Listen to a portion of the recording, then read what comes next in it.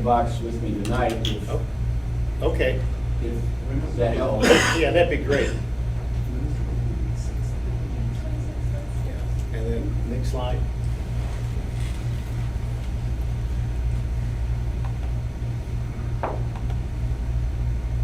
Feel free to ask any questions to Chris. You know, I'm sure he's gonna like those. The only thing we would request, because it's being worked on, is that don't ask about if we can have approval to use our power tools. The first time I met Chris, he did put in some documents that's gone through the chain of command at Lincoln Land, and he's trying to work on a way we'll actually have some form of access to the power tools.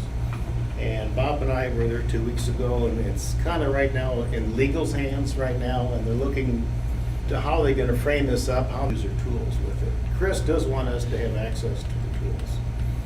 And that would be great if we could use the tools, but we're not sure how it's gonna look right now.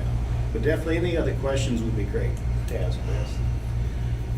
We're gonna have 2 big programs at the site later on this year. This program with Gary Strigler is mainly more for their classes, their students. But everybody in this room, you can attend, and there's no cost, there's no charge for this at all. And on the 23rd, they're gonna have their selected students work with Gary and build the mock-up of all the walls they're gonna be working from on the 24th then. On the 24th, there's 2 classes. The one in the morning we could attend, it's no charge, probably starts around 8, might go to 11 or noon. And they're gonna go through wainscoting, putting up crown molding, everything you can imagine a trim carpenter would do on a new house. And then the afternoon session is mainly for the high school students that come, and that would be the students from Lanphier, from Capital Area Correction or Career Center. And I think there's 2 other programs that can come in, and they want only the high school students there because this is going to be used as a recruiting tool for them. But that definitely you can attend, and there's no charge, no cost to it then. And then next slide, please. Michael Fortune, and I heard back from him, and he is going to come for sure. He's teaching the last week of October at Marc Adams, and then on the way leaving, he's going to come over and actually speak again at Lincoln Land on the 1st and 2nd. That's a Saturday, Sunday.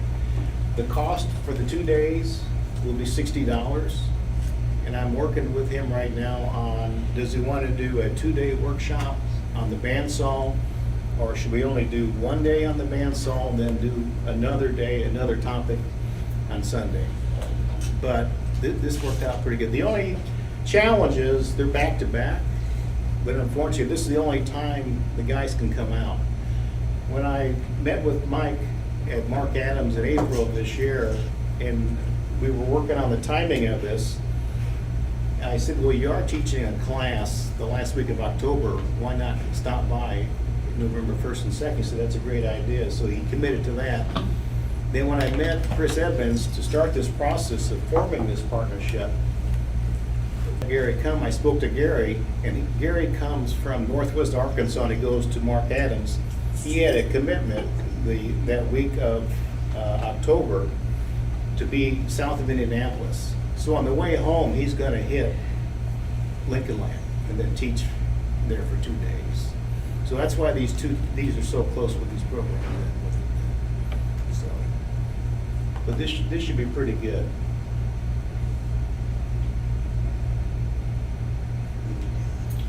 Want me to go back? No.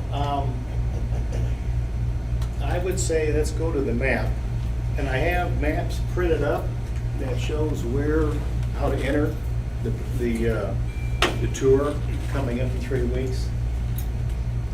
As you come in Toronto Road, so this is west, east, north, this would be Capital Area Career Center over here. You're coming in, and this is Sangamon Building. This is where the lab will be. It's on the lower level. And there is a driveway that goes from street level down to the lower level, and there's 2 doors to get in.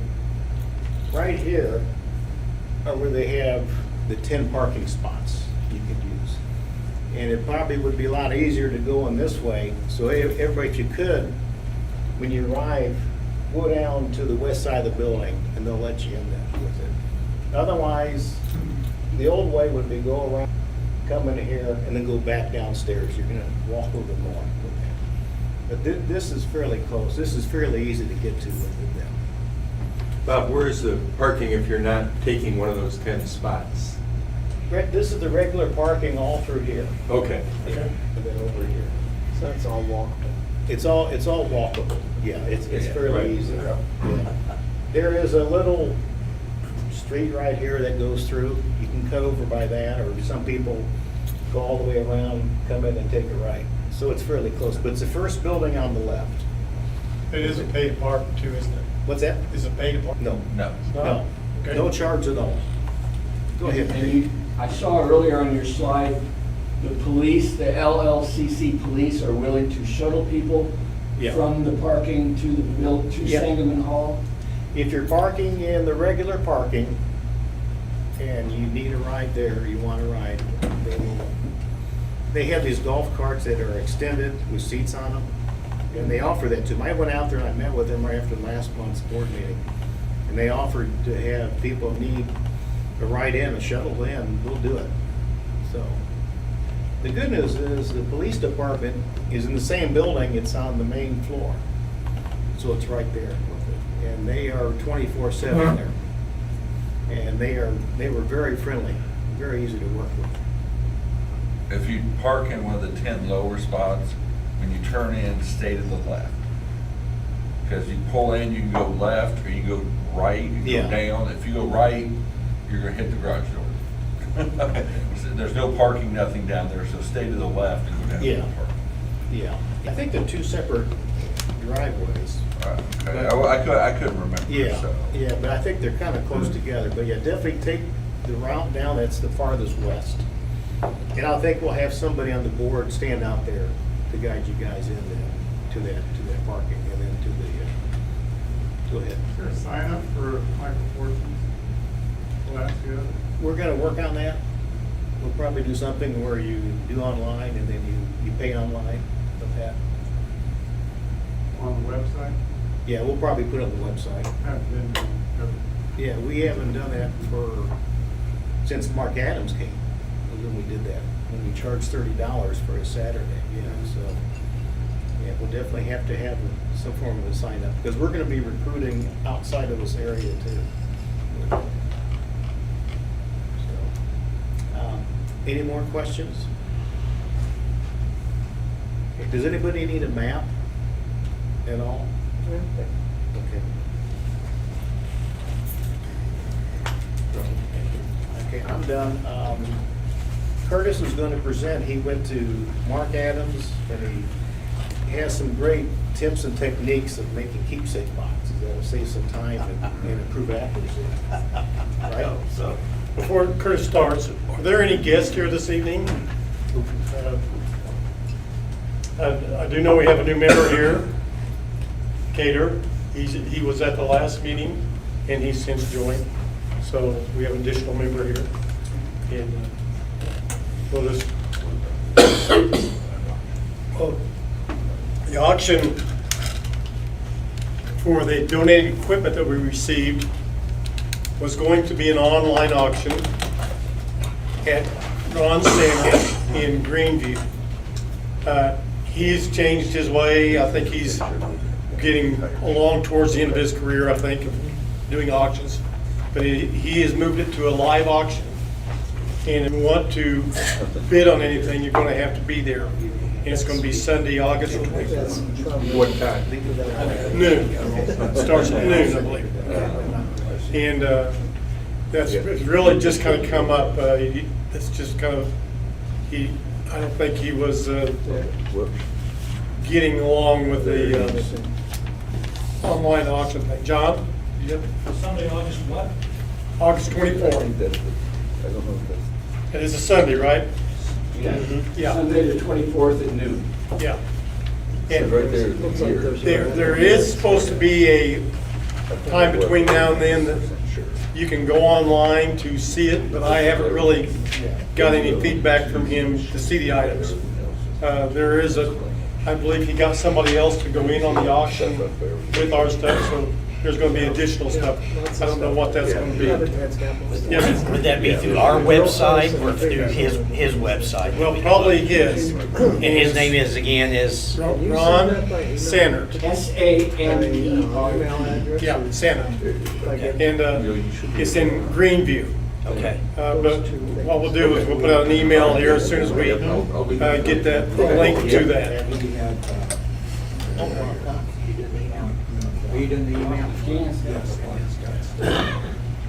So does anybody else have any new business that they want to bring up?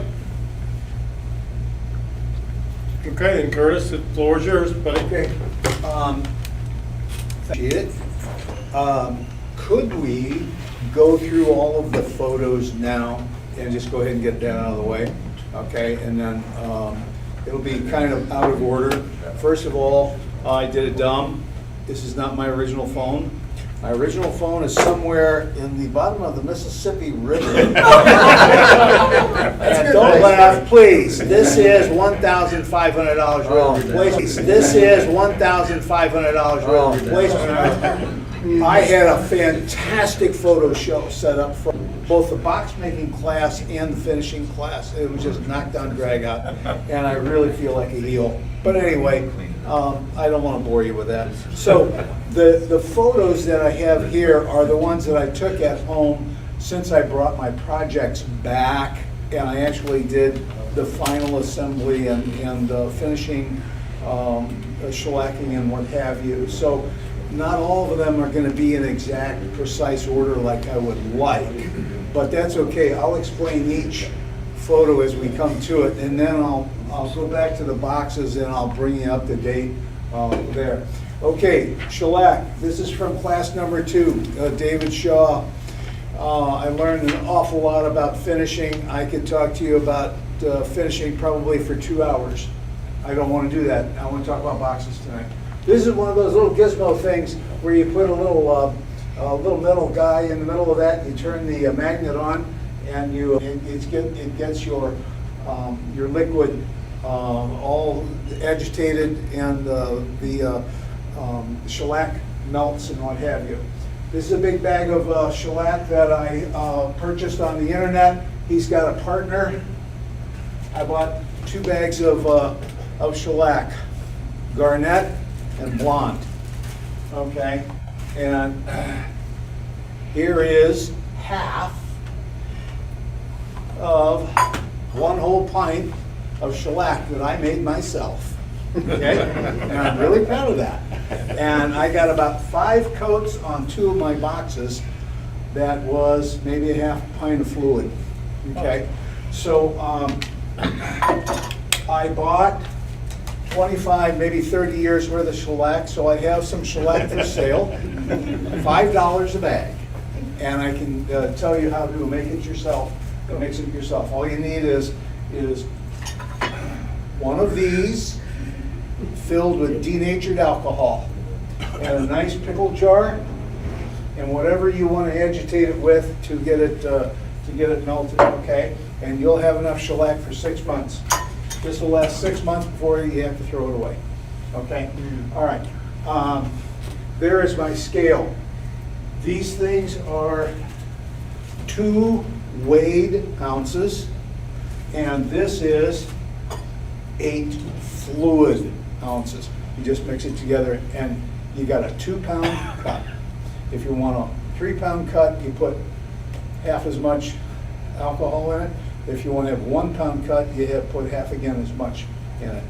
And it'll be as thin or as thick as what you want.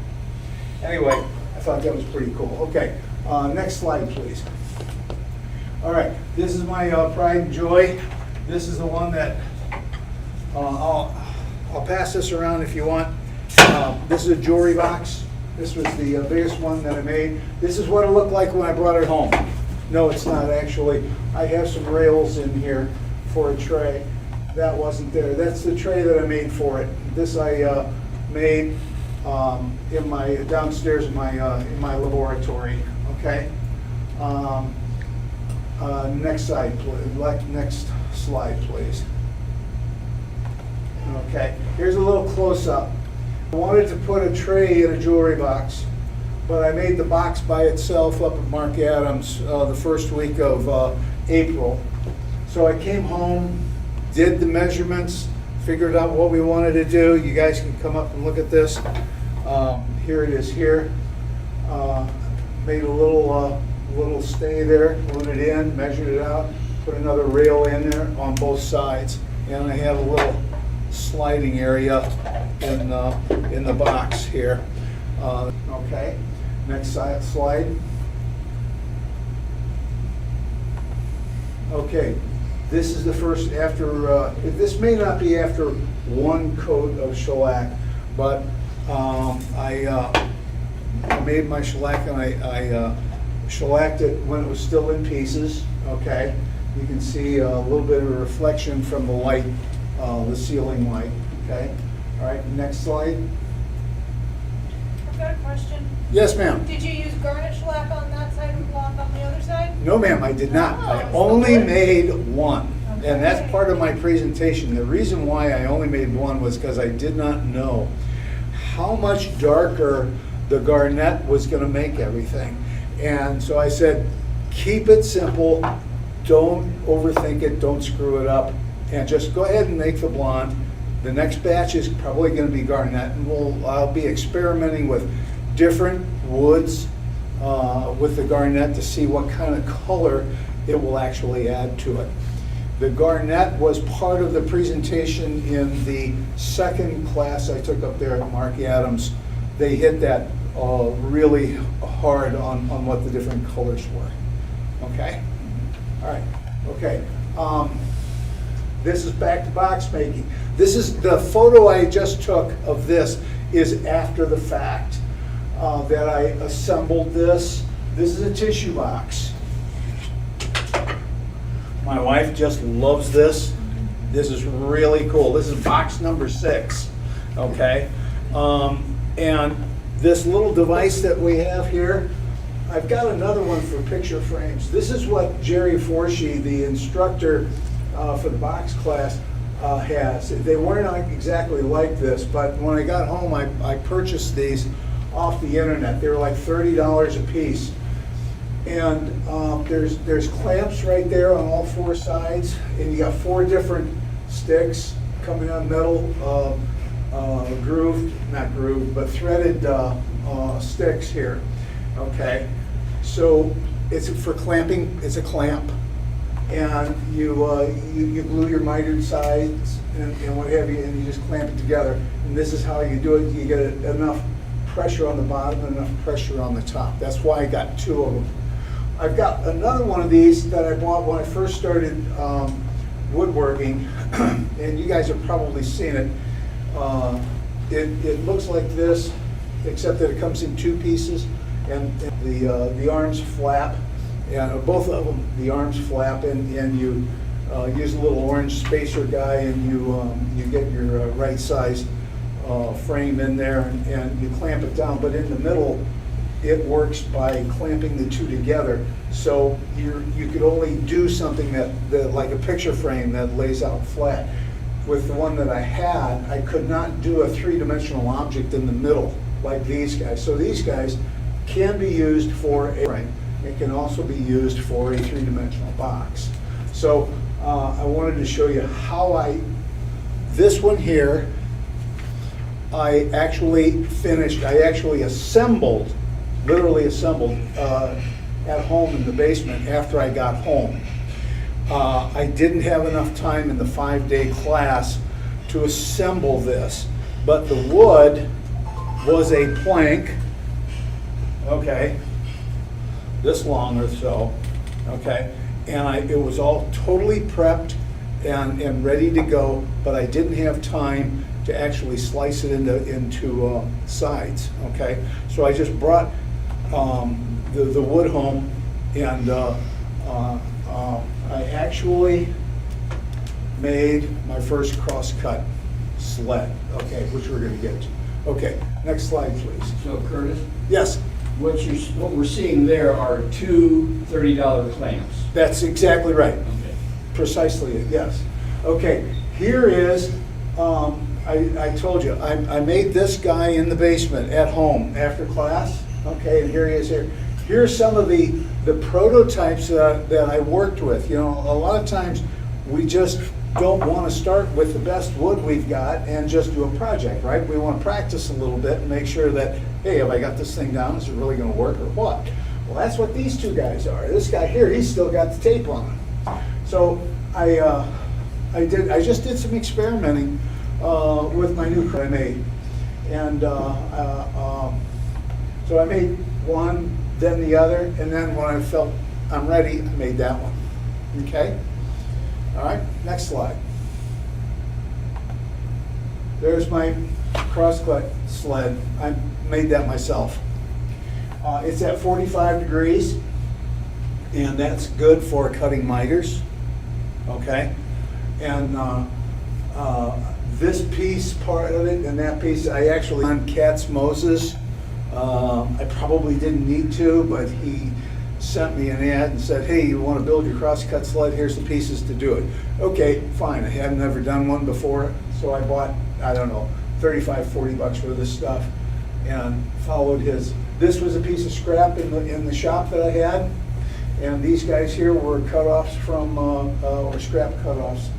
And I just followed the instructions, and I got this guy together. He's at 45 degrees because I needed to cut some miters. Okay, now I need to ask you guys a question. Should I build a separate sled for a 90-degree cut, or should I cut this thing out at 90 degrees and use it for both, I need two of them? Okay, thank you, appreciate that. I wasn't gonna cut it up till I got it. There is a way to do one sled with two different ones by using one runner and then you flip it around, Okay. but. No, that's fine. I'll build one at 90 degrees. Thank you. Yes. Yeah, the advantage of having this, if you cut it on 90 degree there, you'll have a great big gap there. And- And this way, it gives you that definite line, almost like a laser Right. line. And what I was afraid of is that if I made this gap a half an inch across, Yeah. the workpiece would slide down inside, right? Does that make sense? Okay, that's what I told myself. But anyway, all right, I'll make another one. Okay, thanks. I see we learn something every day. Yes? And also use like a 1/4 inch piece of luan, if the bed there would accommodate 90 as well. Each time you use it, you put down a 1/4 inch piece of luan for the particular operation, so you can have your tight cuts in. Uh-huh. Oh, I see what you're saying, yeah. Yeah, that's kind of cool. Okay. That's Thank- nice to have. Okay. All right, next slide, please. Okay, how do you attach a top and a bottom once you've cut it in half? All right? And like I told you, this is a little bit out of order. Well, you clamp the top to the bottom. Okay, so this guy was in, when I manufactured this up there at Marc Adams, I had a 6-sided rectangle. It was hollow in the middle, and all 6 sides were glued together. Okay, and I put it on a table saw and I sliced off this little bit of top, right? Now wait a minute, I gotta get a hinge in here, don't I? Okay, so how do I know that I can get this hinge in here absolutely 90 degrees perfect so that when you close the box, the lid matches with the bottom, okay? So I got my little chain guard on here so it doesn't open up all the way and be flat like this anymore.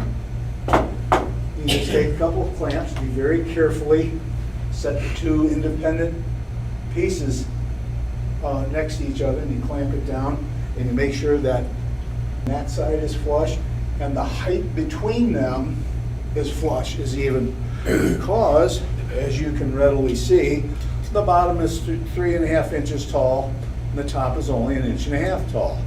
So what you do is you find a couple of sticks and make sure that external stick plus this side equals the same height as what your bottom does. and you sit there and you just clamp them, slowly clamp them, a little bit here, a little bit there, move it, a little bit there, a little bit there. You get it tight enough, and then you can get your hinges into the countersink. And you can get it so that when you close this, it works. Okay? Next slide, please. Okay, there I am. See? That's a 1/8 chisel. Well, all right. We didn't get it exactly perfect the first time. And I'll get to that up there because I cut the countersink in the workshop up there as part of the training. But it was off a little bit. I mean, just a 64th of an inch. So I just had to take a real small chisel and just ding, ding, ding, and do the last little bit of making sure that everything was flush and straight. And that here, okay, and I only have a little bit of gap in the back, but the front and the two sides all match up, okay? So that was just a little bit of yes? Curtis, how did you cut the mortises for the hinges? I'll get to that. Okay. That's part of the presentation. He actually had a, and I had a great photo of it. He had a router table set up, and I'll talk about that, whatever it is. But anyway, excellent question. Okay, next slide, please. Okay, holes are too big. Okay, I did not bring a drill center finder bit. I had to buy a set of 3 drill bits that are set up so that they're center finders, right? But the hinges are very small, and the screws are also very small. And the smallest of the 3 bits was twice the size of the the screw I was using. So I put the screw in there and I pulled it up and I said, what am I going to do here? Aha! Wood glue and little bitty slivers. Okay, I took a piece of scrap, just a real small thumb-sized piece of scrap, and I hammered off just little slivers of wood that were smaller than a toothpick. Okay, I could have gone upstairs and got toothpicks and broke them off and stuck them in there, but I didn't want to do it that way. But I put some glue on the little stick, okay, and then pushed a glued up stick in there, took up all the extra space, laid the hinge in there, took my real little bitty number 0 screwdriver, and got everything in absolutely perfect, let it dry, and just worked like a charm. Okay? All right. Next slide, please. Okay. Now, I got a non-scratch bottom. This is the big guy. Ben is not here tonight. And I really am sorry that Ben is not here to see this. Several months ago, his presentation was a hackberry coffee table. And he just splattered my brains all over this room. It was beautiful. If you didn't see it, it really was. Okay, and this is part of the presentation that I lost when I lost my phone, because the instructor, Jerry Forshee, brought all this wood with him, charged us $100, and said, go back to the wood pile and get everything that you want for all week. You make your boxes out of whatever it is that you want to make. Okay, that's fine. He had a piece of hackberry there, and I grabbed it. And the reason why was because Ben had that incredible table, and I just wanted to do something with hackberry, just because it's so pretty, okay? This guy, he's done a little different than the other guys. I'll get to that in the presentation, okay? But next slide, I'll get to what all of this is all about. Okay, and I'm out of order again. My hinge in the countersink and what have you, and this is actually no, that was This is actually fixing something. My chisel chopped out a little sliver, and I glued the sliver back in, and this little bitty clamp is holding that sliver back in. So that's repair work. Okay, next slide, please. Here's the tray that goes into this, okay? And I have the chain. The 3 boxes with hinged lids all have a chain on them to keep the lid from flopping all the way over. Okay, next slide, please. Glue. I wanted to do something for the embellishment on the lid. I didn't know exactly what I wanted to do. I went up to Hobby Lobby and found their hobby craft for dollhouses section, and I bought these things, okay? And here again, if you look real close, when you come up here, you're gonna find one of these corners that's got some holes that don't belong there. And the reason why is because the nail that comes with these things, it was about 3/8 of an inch long, and I had to take a pair of tweezers to hold it up there and a little tack hammer, and it didn't go in. It didn't go in at all. And I knew that that was too small for any drill bit that I had, so I had to junk the idea of using nails to attach this. And Gorilla Glue works. And I didn't bring the sample with me. I made sure I ruined one by putting it down to just a simple nothing piece of wood. And I got it down to make sure that the Gorilla Glue dried clear, and it does. Boy, am I glad too. Okay. All right. So next slide, please. That's it. That's it? Okay.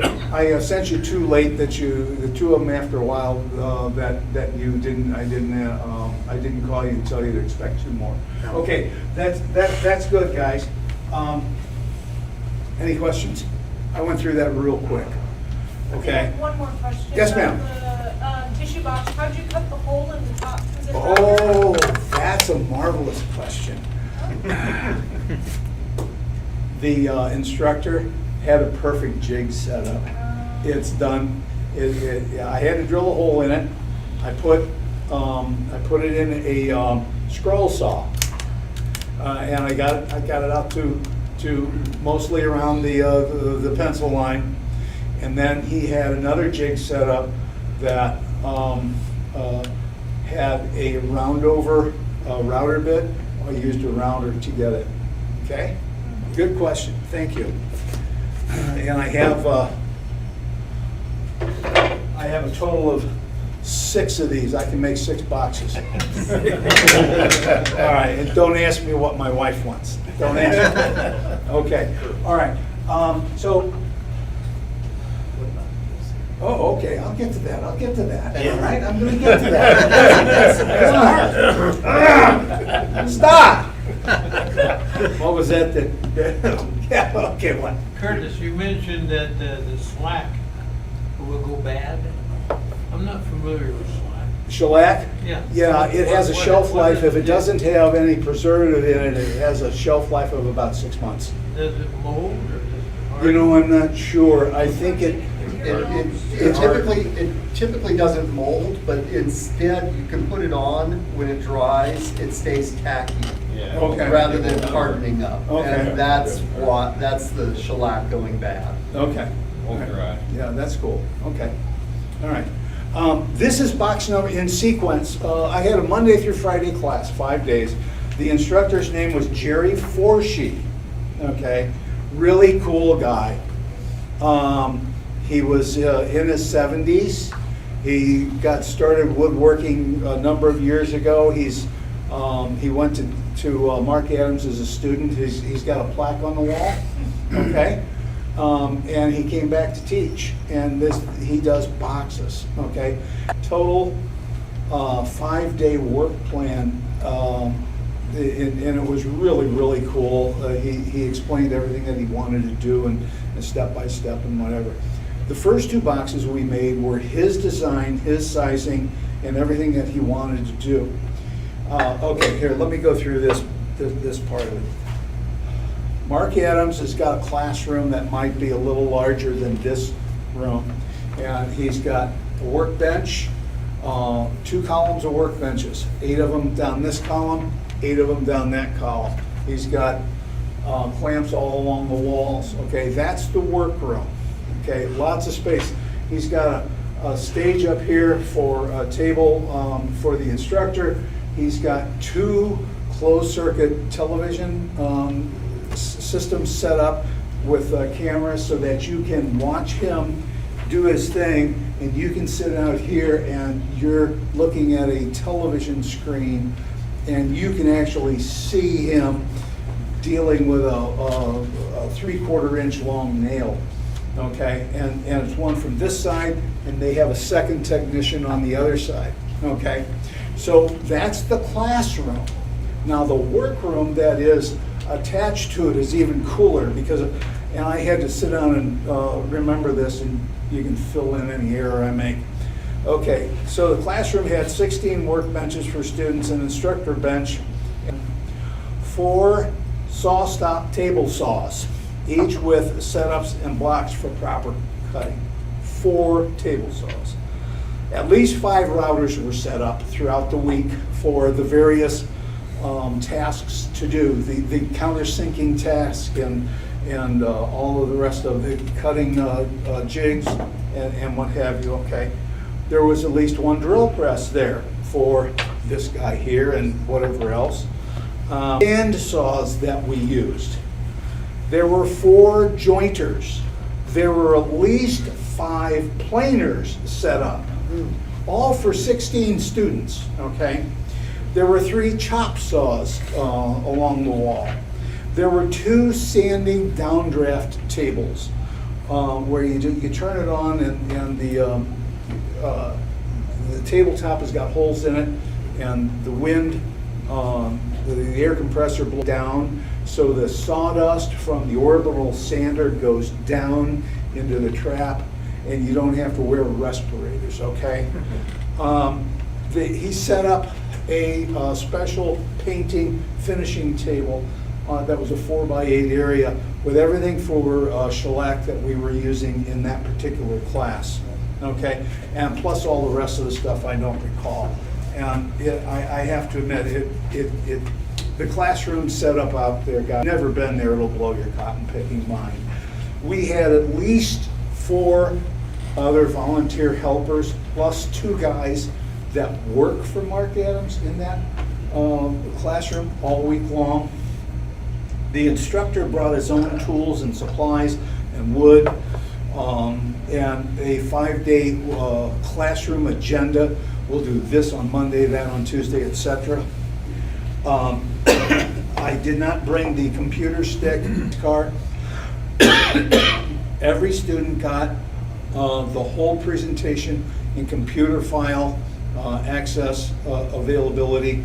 If you are computer savvy, you just stick, you put the stick into the USB port in your computer, and you can just bring it up in either Pages or whatever program you have to use it. Okay, all 5 days of instructions and what have you, he has that for you to take home.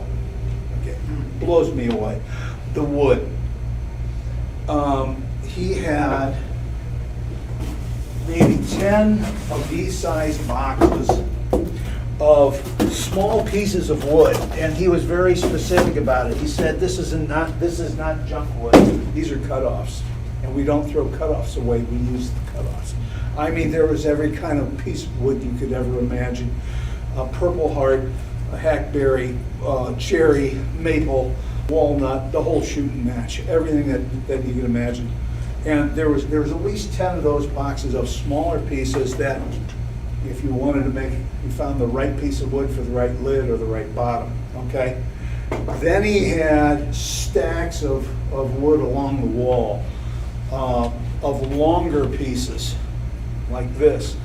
Okay, of every kind of wood that you could ever imagine that you would use for the 4 sides. Okay, and he said, it's all back there, write me a check for $100 at the end of the week, and you can take whatever you want. unbelievable. The shellac station was set up, and I've got another hour's worth of stuff, and I only got a half an hour. Okay, all right, I'm gonna skip. This is sequential box number 1. I'll pass it around. Look at the miters. The bottom is just a 1/8 piece of whatever it was. One of the table saws was set up to be a jig, and we took the individual pieces before we glued them together, and we cut a channel in here in the bottom, along the bottom rim on the inside of it. Okay, and then we went to one of the other routers, and there's a little chamfer, the 45-degree angle chamfer, okay? And we did that to each of the pieces. This is my lid. I have no idea what it is. I thought the little stripe down the middle was really, really cool, so I latched onto it. He had another table saw set up at 17 degrees, and we did the 4 sides, okay? Then we did another router to route out this, and it works. On the bottom. Did you glue the bottom in at all, or is it Didn't just need to, okay. didn't need to, but I think I put a couple spots of glue on it Yeah, just to that's keep good. it, Yep. okay? Did you put like one on each edge or Yeah, something? just a very small amount of glue. And then he had a drill press set up, and as you see it, there's some brass brads in there. He had the drill press set up so that all he had to do was move your piece up against the fence all the way to the back, and you would get the holes drilled exactly perfectly where he wanted you to have them. And then after you put shellac on it, then you hammered in the brass nails just to make it look a little prettier. Okay. This one may or may not yet. I don't know yet. I may glue one of my wife's seashells onto it, or I may glue a wooden thimble on top and give it to her as a sewing box. Anyway, I'll pass this around. Okay, go ahead and take a look at that. That is box 1. On day 1, that was about the only thing that we worked on. Okay, because he wanted us to get used to using the saws that he had set up and the techniques that he had set up. And the other thing that was really cool about it was, just like everything they do up there, you don't turn on, as a student, you do not turn on a piece of saw equipment or electric stuff that's got something spinning on it until you go through a safety demonstration speech. And most of the 16 of us, I think there's actually only 15, there was one person didn't show. Just about everybody had at least as much experience. Some of them were a hell of a lot better at it than what I am. There's no doubt in my mind. I couldn't believe that these people were in a class. Maybe they just wanted to come, I don't know. But he assumed that everybody needed to have that safety speech on everything that they set up, and that's probably Mark Adams' rule anyway. And I was really very favorably impressed with the fact that they took, here's how you use a joiner, folks. Here's how you use a chop saw. Here's how you use this one and that one. Every time that we got to a point in box construction, they explained what the machine was that was going to do it. And they had that safety speech for the class. So it was very well done. This is box number 2 on day number 2. Just like the first one, it's got a removable lid. I have never done a box joint in my life until I got a chance to do this. He had a router set up with, what is this, a 1/4 inch? I guess this is a 1/4 inch here. He had a router set up. He had the whole thing set up. He had us mill the sides to this size and to that size and to this size and to this size. Okay? And he got his little measuring guy out, and he had the little pincer thing. Calipers, thank you. Okay, and we had to pass inspection. And I did. Okay, and he just showed you how to do the 2 long sides, okay? And then because you have to go this other half distance on the tail part of it, okay? So he showed us how to do that. We did all of that, and we did the 4 sides together. Came together like a champ. It's actually 90 degrees all the way around. Before we glued it up, we ran the bottom piece of this through another router, okay, and we cut out a channel for the bottom. So the bottom, again, is just measured out, okay, on your workbench with a ruler, and you push your piece through a table saw or whatever. You can see here, when you get up close to it, you can see that I got a chance to round this, okay? I did that very carefully, okay? Got it to fit in the whole shooting match, okay? The top, you're gonna have to tell me what kind of wood is that? And, okay, the top is made out of oak, and what's the bottom made out of? Okay, I got an oak and a maple, okay? And the reason why is because I just went back there and I started grabbing wood that looked like it was cool to work with, okay? So this is, I really am kind of proud of the fact that it's a little bit of everything. And that's what was so important about this particular class. So again, this box, he had us route out the underside of it, okay, so that it fits, okay? And he had us round over this a little bit on a router, okay, specifically set up for it. He made us size it perfectly, and then we glued it together. We glued the 4 sides together, glued the bottom on, okay, and finished the top, and it fits. Now, most of the guys in the class went over to the finishing station, the shellac station, and they finished their product there before they started the next box. I knew before I walked into the class that I was going to come back in 4 weeks and take another 5-day finishing class. So I did not finish this that week. Okay, I just constructed it and I brought it home. Then 4 weeks later, I brought this whole conniption fit back up to Marc Adams and showed these to David Shaw, who taught the finishing class. He said, what should I do with this, and blah, blah, blah, blah, blah. So when I was up there, I put some tape on this, tape on that, and I actually used a spray gun for clear shellac on this.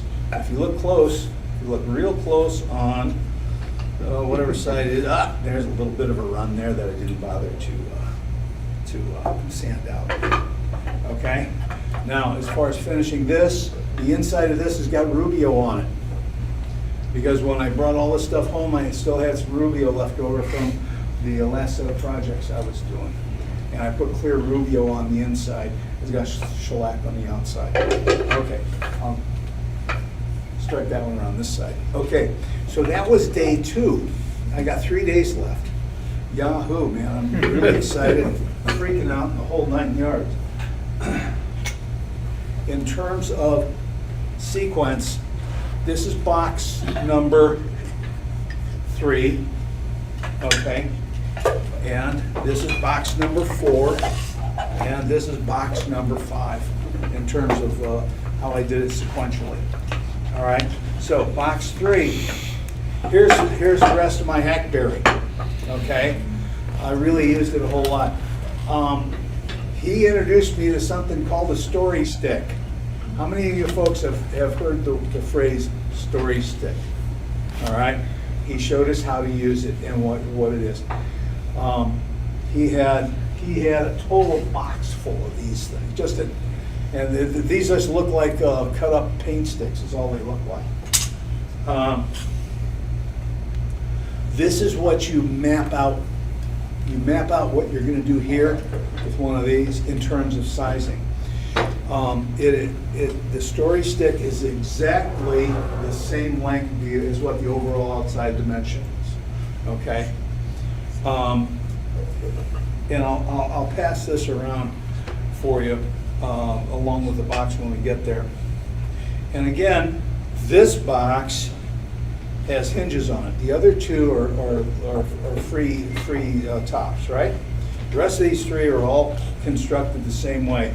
The only difference between any of the three is the overall size and some of the bottom techniques and what have you. Okay, these guys were made exactly, precisely, identically the same. I made the story stick. I routed out on this one. I routed out both the top and the bottom about 1/4 of an inch or so that the top could fit down into it when it was constructed. I routed out the bottom side.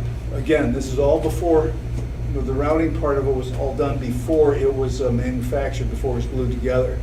Again, and this one I made the top and the bottom kind of proud, just for aesthetics, okay? I took all of these individual pieces, 6 individual pieces, and ran them through the router. Okay, this one here is a 45-degree chamfer, okay, on the top and the bottom.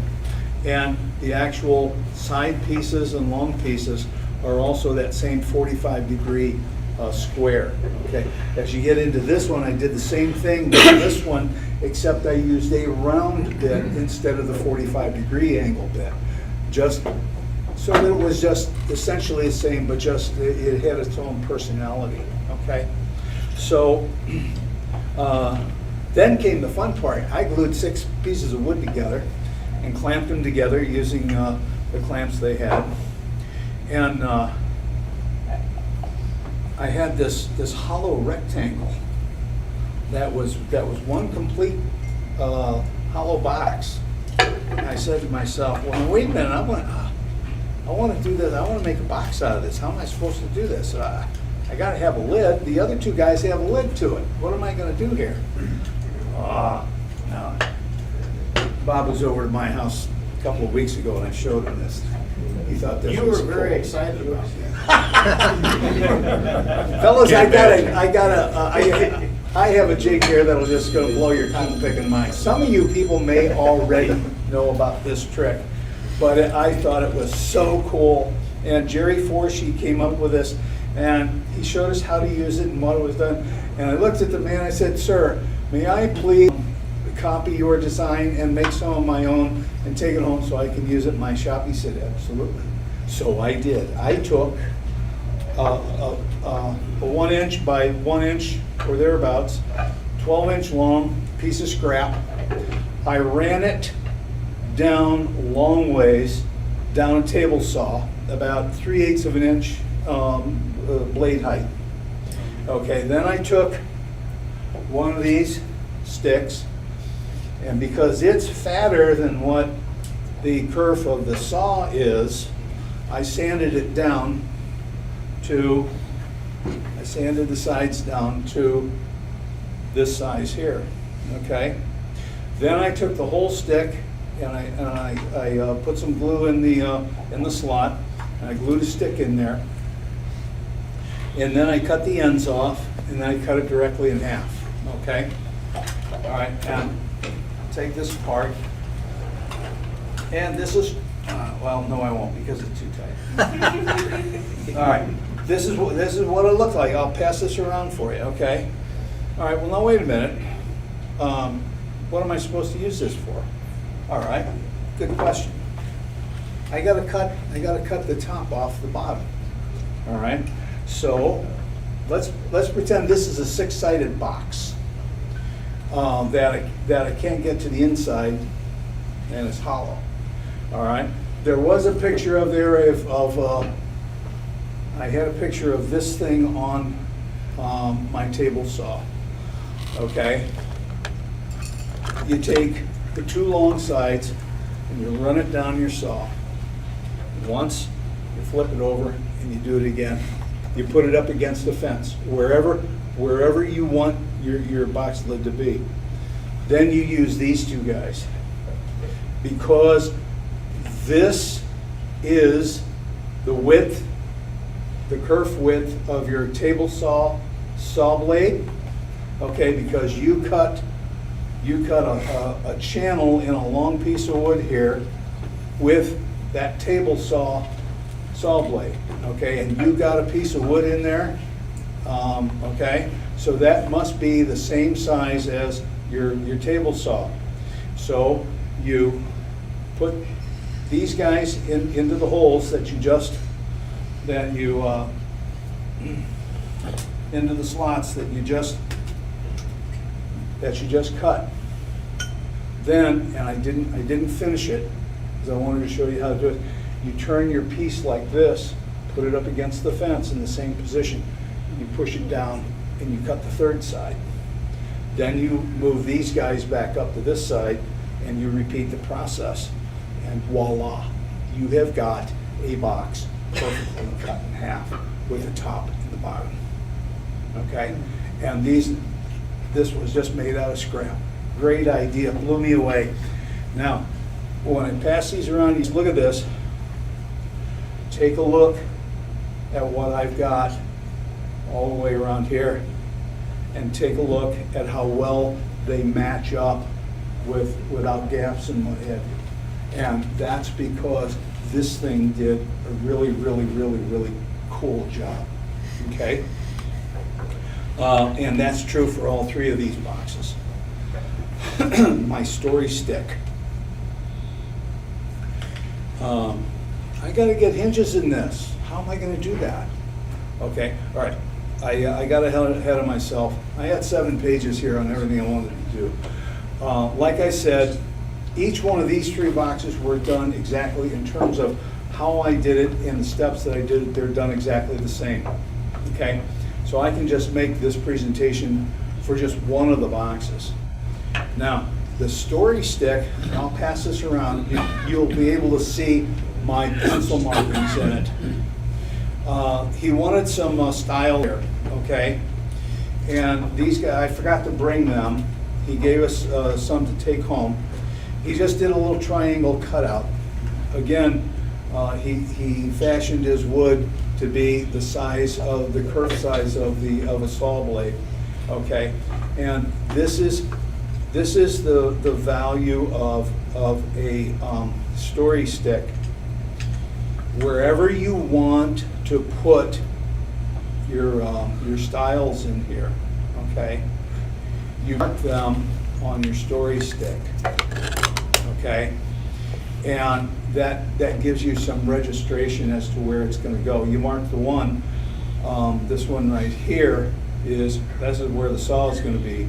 This is where my top half and bottom half is going to be. The rest of these are decorative. Because we're doing 45-degree miters, he recommended that you go ahead and you put the stiles in there for making the joint stronger, okay? So before I actually cut the lid off, I ran my box through the table saw to cut out the slots for the stiles. Before you do that, you run it through, okay? And I also did not bring the box jig that they use. They had a 45-degree box jig up there where you can set your piece in like this, and the saw blade comes up to here, and you just slide it up and then you move it, okay? And then you get this one, and then you move it, you get this one, and what have you, okay? I have one of those at home. I didn't bring it just simply because I already had an arm load. And that's what we did before we cut the lid off, okay? Then I ran it through the band saw, and because these tabs were all sticking out, I cut off the tabs. just one at a time through a bandsaw on all three of these. That's how we did that. And then I sanded it a little bit more to get it smooth and what have you, okay? And then I ran it through the table saw to cut the lid off. It's cut it in 2 halves. All right. So I got all this stuff done. All right, and I got them all glued together and all that. And let's get to the countersinks. He had a special set of, he had one or two special routers set up with movable fences and clamp downs and what have you for doing the hinges and the little pull tab. You can see the pull tab to open the box lid on this one. I have not installed, there's just 1 or 2 small steps for the rest of these. I gotta hurry.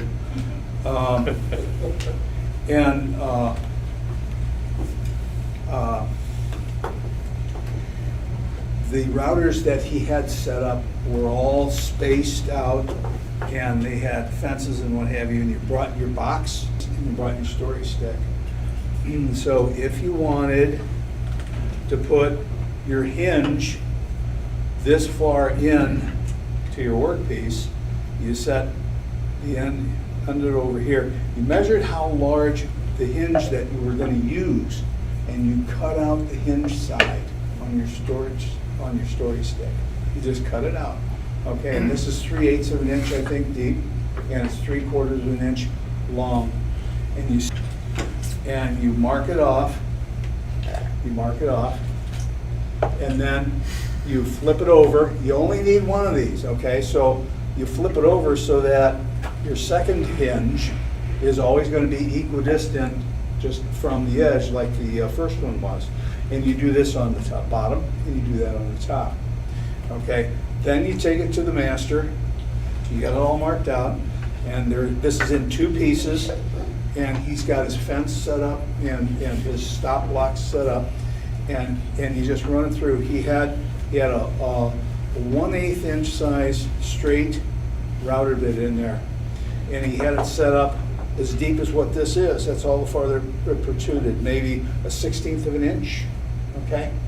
And that's all the further that he wanted in there, okay? So he and you cut the countersinks for the hinges, and he did that all Wednesday, Thursday, and Friday for all of the students who brought all of their boxes up.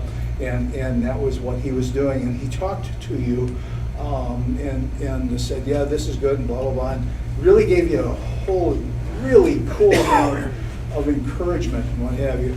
So I did that with all 3 of these boxes throughout the day, okay? And again, I didn't finish them. I didn't put any shellac on them. I didn't put them together. This one, the holes, in addition to doing the countersink cutouts, I actually drilled the holes, getting a chance to use his center finding depth starter bit, okay, just so I knew how to use it. And when I got home, I bought some of mine off the internet so I could do the next 2 boxes, okay. So at that point, all 3 of my boxes were finished up there, and I brought the story sticks and what have you. Now the last one, the Kleenex box, I have, if you would like, one of the things I did was, I photocopied the dimensions of the Kleenex box. And there's 2 Kleenex boxes in there. There's the one that's long and flat, right? And then there's this one here, because Kleenex comes in 2 sizes, depending on what your wife likes. Okay? If there's not enough there, I can send you another one. I already talked a little bit about doing the hole in it. Okay? Again, we used a slot design to put the top piece into the four sides, like I did the bottom of this one and the bottom of the other one over there, okay? So we used that trick again, and again, he had it all set up perfect for the depth and the width and what have you, that the placement of that, so that it will go in here just fine, okay? Now, the reason why this one isn't finished is because I ran out of time and they wouldn't let me use the electric equipment after 6 o'clock. So I had to finish this one 4 weeks later. The other guys, I got 2 of them done, and the other 2 guys that I've got, I had to finish using a spindle sander that they had up there when I was supposed to be doing the finishing class. I just took 10 minutes of my lunch hour and got these hammered out. They're not finished yet because I have to put a quarter round over bit on my router at home and do that. That's what they look like before they're not finished. So you can send those around if you want. Okay, let's talk about, these 2 boxes are identical. The only thing that's different between this box and these 2 is I have got several females in my life that I want to build a jewelry box for. And when I first started going to Marc Adams, I got, how much do you need at a time out? About another 10, 15 minutes. Well, I gotta quit. I've got several females I would like to make a jewelry box for. I made the tray at home. Okay, I don't have time to explain it all, which I knew I was gonna run out of time. Here's a story stick for this guy here. I put the little railings in there for the tray to sit on, okay? And I put the chain on. The chain is a little different from the other 2. And I wanted to really make it look nice, so I put some gizmo guys on the top, okay? And what else did I want to talk about? I don't know, you guys got me. At any rate, all right, hey, let me shut up and quit. Okay. There's one other thing, wait a minute, let me finish one other thing. This is the extra piece. I had a real long piece. This is the extra piece from him. You got a table saw and you want to cut miters so that you got 4 of them on the inside. And this is another thing that he taught us.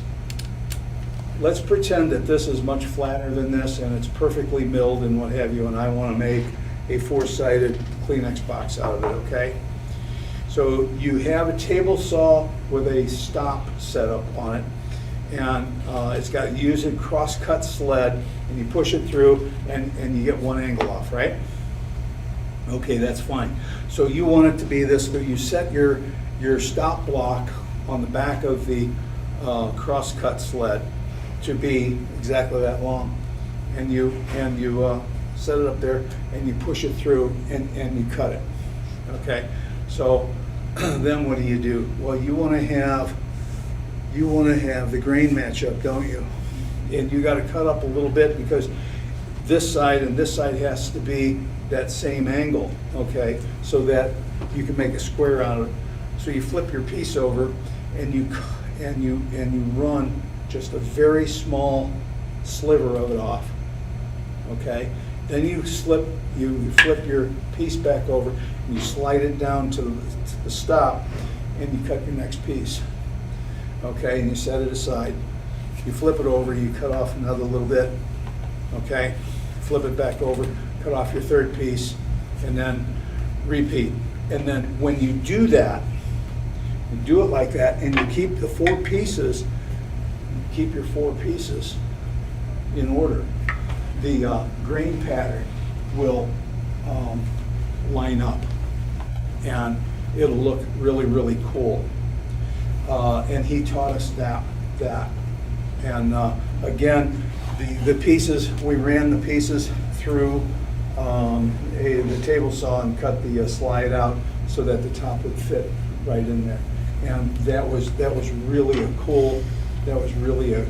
real cool way of of doing that. So I really got a great introduction to a crosscut sled and a lot more experience on table saws and what have you. And there's probably some more stuff that I've forgotten, but that's okay. This one here, you guys are going to see this again. My wife and I probably are not going to be able to make the Woodworkers Christmas party this year because we know that we already have a conflict. But what I'm going to do is, and this is the reason why I wanted to have it almost all the way finished, so I can show you guys this. I'm going to go ahead and send this over. I'm probably going to give it to Bill Walden, who his wife and my wife and he and I were friends from church and dancing groups and all sorts of stuff. So I'm probably going to give this to him and have him put it in the ladies' auction. And even though we won't be there for my wife to make a pick, I'll ask Deb to make a pick for her. But this one here is going to be on the table at Island Bay Yacht Club in December. Okay? And so if you want to come up and take a look at it, that's fine. I'll hang around. And that's enough. Okay, excellent.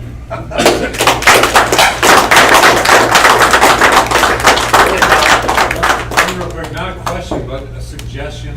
You know, those are heirloom kinds of pieces. Sign and date those. Thank you. My wife, 20, 30 years down the road, when those gets passed on to family, somebody's gonna wanna know, yeah, when did Dad make that? When did Uncle make that? Yeah. Sign and date them. Mark Adams said that 4 years ago in the very, very, very first joinery class that I took from him. He said, the object of this is for us to teach you to be so good that 100 years from now, your descendants are going to be fighting for this piece put together long after you're dead. Thank you. And my wife said the same thing. She said, you need to sign those. I said, I need to get one of those branding stick things where you know, you put your initials on it and you just burn it in there. That's what I really need to do. Don't forget the date, though. You gotta put the date in.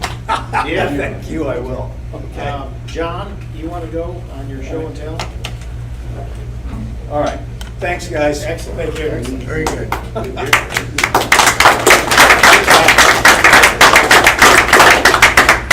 I want to hear how you got your cell phone at the bottom of the river. Come on up. You can do it from back there.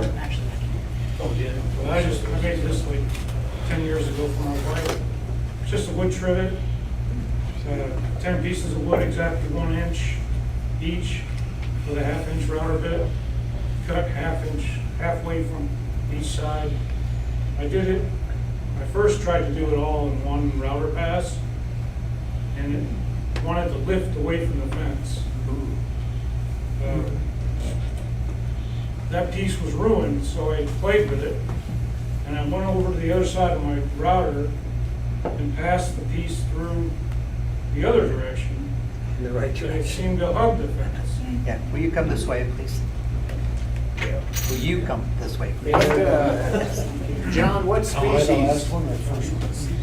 Towards the last, yeah. Where? Hey, up there, just so we can hear and see you. With the window behind you, we couldn't see it. Oh. So it's a walnut maple and this cherry is called Brazilian cherry. And it's just, I don't stand well in open space. I've only got one leg. Oh, sorry. Sit down. Sit down. I'm good. So after I experimented coming the other way with a router, I decided I wasn't even going to risk it again. I put 2 fences on my router table, so it couldn't get pulled out. And I also went with each pass in 2 different cuts. I have an anchorage, or I actually have a joint tech. I don't know if guys used to go to the woodworking show down in St. Louis when it was a good show. I bought a joint tech there, which is kind of like an anchor jig, so I could reposition back to these exact spots and find it again. My wife said, I made these for my daughters, my wife. It's pretty sharp. Thanks.